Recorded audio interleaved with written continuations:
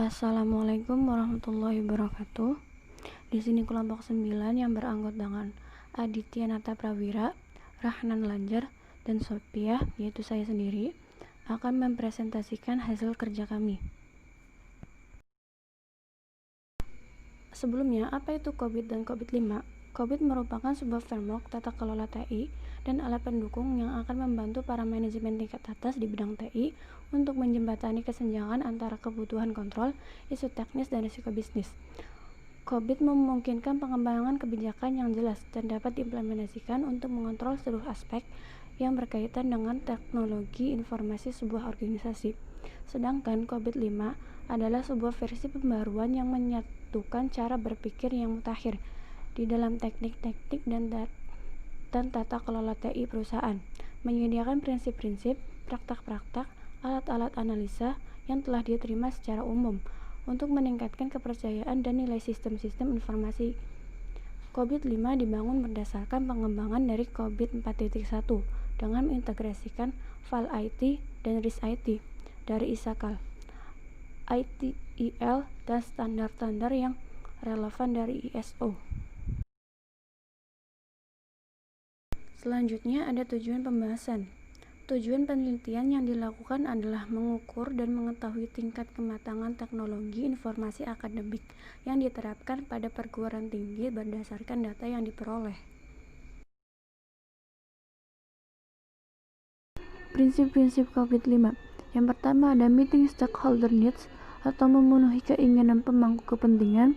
Yang kedua ada covering the enterprise end-to-end atau mencakup enterprise end-to-end. Yang ketiga ada applying a single integrated framework atau menerapkan single framework yang terpadu. Dan yang keempat ada enable a holistic approach atau mengaktifkan tata pendekatan yang menyeluruh.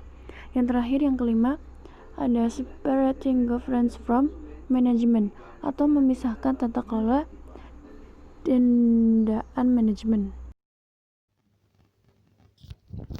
Selanjutnya adalah model kematangan COVID. Compatibility level yang diberikan oleh COVID terdiri dari 6, yaitu level 0 sampai level 5, dan ke-6 level tersebut diantaranya 1. Level 0 yaitu incomplete proses. Di sini pada level ini mengidentifikasi bahwa proses tidak diimplementasikan atau gagal untuk mencapai tujuan yang telah direncanakan. Berikutnya adalah level 1, performance proses. Di sini proses telah diimplementasikan dan mencapai tujuan yang direncanakan. Berikutnya dilanjutkan dengan level 2, yaitu manajemen proses. Pada level ini, proses yang telah dijelaskan sebelumnya sekarang diimplementasikan dan dikelola dengan perencanaan, pemonitoran, penyesuaian terhadap produk kerjanya, adanya pengendalian dan pemeliharaan. Berikutnya yaitu level 3, Stable Process. Level ini mengindikasikan bahwa proses manajemen yang telah dideskripsikan sekarang telah diimplementasikan menggunakan proses yang telah didefinisikan yang mampu mencapai hasil proses yang diinginkan. Lalu level 4, Predictable Process, yaitu level ini menunjukkan bahwa proses yang telah diterapkan sebelumnya sekarang beroperasi dalam batas-batas yang ditentukan untuk mencapai hasil prosesnya. Lalu level 5, Optimizing Process. Pada level ini, proses yang dijelaskan sebelumnya diprediksikan bahwa akan terus meningkatkan dan memenuhi tujuan bisnis yang relevan dan mencapai tujuan bisnis. Sebelumnya, perkenalkan nama saya Aditya. Di sini saya akan membahas tentang hasil dan kesimpulan. Di sini ada hasil analisis domain.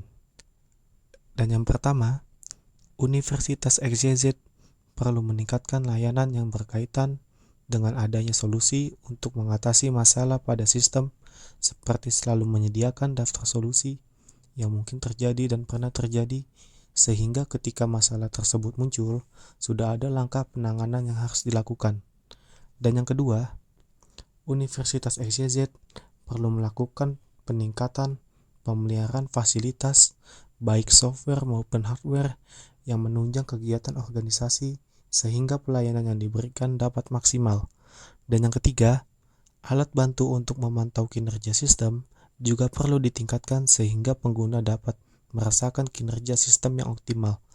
Dan yang keempat, selain itu, pemantauan penggunaan sistem juga harus diawasi untuk mencegah hal-hal yang tidak diinginkan. Selanjutnya, hasil analisis domain BAI, Build, Acquire, and Implement. Yang pertama, organisasi perlu memelihara alat bantu untuk melakukan evaluasi terhadap pengguna sistem. Kedua, organisasi perlu memelihara dan memperbaiki layanan untuk petunjuk penggunaan sistem kepada setiap pengguna. Yang ketiga, evaluasi secara rutin penggunaan komputer sehingga layanan yang diberikan dapat optimal. Selanjutnya, hasil analisis domain EDM, Evaluate, Direct, and Monitor. Yang pertama, pengawasan harus dilakukan secara rutin berkaitan dengan evaluasi terhadap penggunaan sistem. Yang kedua, perencanaan yang mendalam perlu dilakukan oleh organisasi sebelum mulai menerapkan sistem baru, sehingga penggunaan dapat maksimal. Setelah kita membahas hasil, di sini kita dapat menyimpulkan.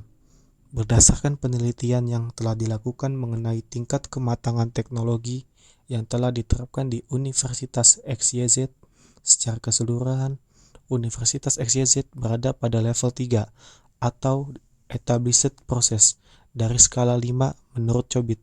Hal tersebut berarti bahwa secara keseluruhan proses pengelolaan TI telah diketahui oleh organisasi dan telah didokumentasikan secara formal. Akan tetapi, organisasi masih perlu melakukan pembenahan pada beberapa proses khususnya pada domain EDM.